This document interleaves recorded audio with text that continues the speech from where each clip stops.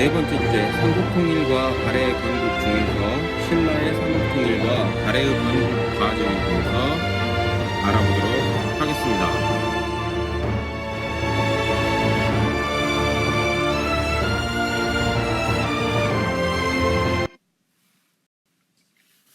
자, 지난 시간에 배운 내용을 간단히 정리하자면 이렇습니다. 일단 고구려는 중국의 수나라와 당나라의 침략에 맞서 싸웠습니다. 을지문덕의 살수대첩, 안시성 싸움 등이 그 대표적인 예인데요. 그러다 보니까 고구려는 신라와 백제에 대해서 신경 쓸 여력이 부족했고 국력은 점점 약해지고 있었습니다. 반면 신라는 백제의 공격으로 인해서 어려움에 처하게 되고, 이 상황에서 신라는 중국의 당나라와 연합을 맺게 됩니다. 이게 지난 시간까지의 상황이었습니다. 자, 오늘은 좀 주요 인물들이 있습니다. 삼국통일과 관련된 주요 인물이 있는데, 일단 사회과 부도에 나오는 주요 인물 김춘추, 김유신, 문무왕이 있습니다. 자, 김춘추는 문무왕의 아버지이자 지난 시간에 외교로 활약했던 인물이라고 했죠. 김춘추는 다른 말로는 태종무열왕이라고도 불리웁니다. 김유신과 함께 백제를 멸망시킨 왕이기도 합니다. 문무왕은 김유신과 함께 고구려를 공격해서 삼국통일을 이룬 왕입니다. 그리고 김유신은 김춘추, 문무왕의 2대에 걸쳐 삼국통일을 하는데 혁혁한 공이 많았던 신라의 장군입니다. 그리고 백제는 의자왕, 백제의 마지막 왕입니다. 그리고 신라군을 맞아 최후까지 싸웠던 계백 장군이 있고요.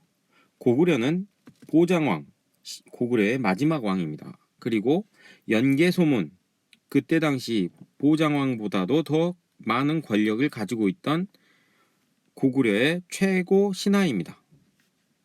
이런 인물들이 나오고요. 그 다음 발해를 건국한 대조영이 나옵니다. 자, 대조영은 고구려의 장수였는데 발해를 건국하게 되는 인물입니다. 자, 잘 알아두고 보시면 되겠습니다. 자, 일단 백제의 멸망입니다. 저번 시간에 신라와 당나라가 연합을 했다고 했죠. 이 연합을 한 신라와 당나라가 먼저 공격한 곳이 바로 백제입니다. 그런데 문제는 백제가 이 당나라와 신라 연합군의 공격을 막아낼 준비가 잘 안 돼 있었다는 것입니다. 그래서 허겁지겁 군사를 모아서 싸우게 되는데, 계백 장군이 황산벌에서 신라군을 맞아 최후까지 싸우지만 결국은 싸움에서 지고 그 계백 장군과 5천에 달하는 백제군이 거의 전멸당하게 됩니다. 그러면서 이제 이 나당연합군, 신라와 당나라의 연합군이 그 당시 백제의 수도였던 사비성을 점령하면서 백제가 666년에 멸망하게 됩니다. 그리고 나서 고구려의 멸망입니다. 백제가 멸망한 후에도 고구려는 잘 버티긴 했습니다. 하지만 북쪽에서 당나라가, 남쪽에서 신라가 계속 공격하는 바람에 국력이 점점 약해졌고요. 그 당시 고구려의 최고 권력자였던, 왕보다도 더 많은 권력을 가지고 있던 연개소문이 죽고 나서 고구려 내부에서 권력 다툼이 일어나면서 문제가 심각해집니다. 그런 차에 나당연합군이 공격을 해서 평양성을 점령하면서 고구려가 668년에 멸망하고 맙니다. 자, 이 고구려나 백제 사람들이 나라가 망했으니까 그래 우리는 이제 신라 사람, 이렇게 된 게 아닙니다. 이 지역에 살던 사람들이 다시 나라를 세우기 위해서 부흥운동이란 거를 하게 되는데요. 그 대표적인 인물로는 고구려의 고현무, 건모잠, 안승 등이 있고요. 백제는 복신, 도침, 흑치상지와 같은 사람들이 군사를 이끌고 부흥운동을 합니다. 지도 보이시죠? 주로 고구려는 자기 땅이었던 북쪽 지역, 백제 부흥운동을 했던 사람들은 백제 지역에서 합니다. 그런데 이 부흥운동은 나중에 실패로 끝납니다. 하지만 이 부흥운동을 했던 세력은 신라와 함께 나중에 당나라 세력을 물리치는데 힘을 보태게 됩니다. 자, 고구려하고 백제가 망했다고 해서 삼국통일이 완성된 게 아니었습니다. 고구려와 백제보다 더 큰 적이 남아 있었습니다. 바로 당나라입니다. 당나라가 한반도를 지배하기 위해서, 그러니까 아예 신라까지 먹어버리려고 했습니다. 그것을 신라는 막기 위해서 전쟁을 벌이게 되고요. 여기에 고구려, 백제, 유민까지 힘을 보태게 됩니다. 그래서 매소성, 기볼포 그런 곳에서 큰 싸움이 일어나고 신라의 군대가 승리를 하면서 당나라 세력을 몰아내고 결국 삼국통일을 완성하게 됩니다. 지도 보이시죠?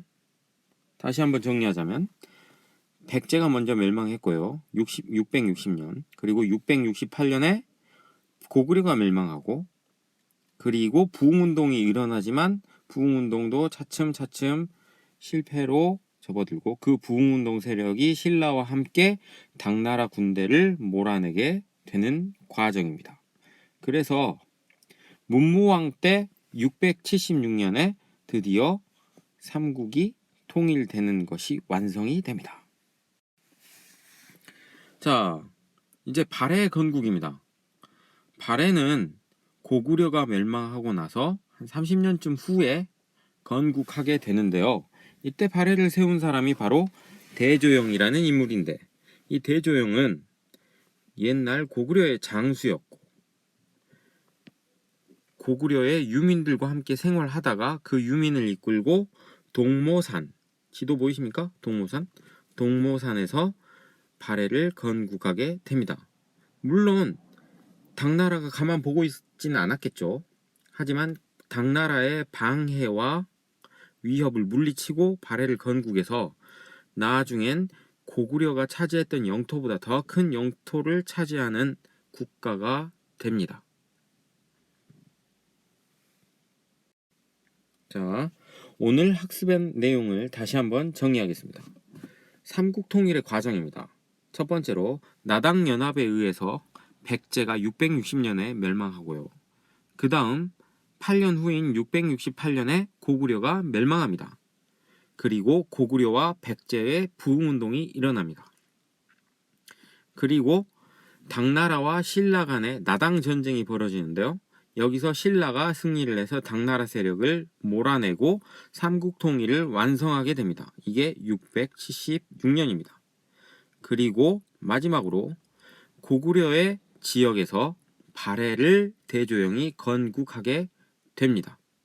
이것이 바로 오늘 배운 삼국통일의 완성과 발해의 건국입니다. 자, 오늘 이 동영상 보느라 수고 많았습니다.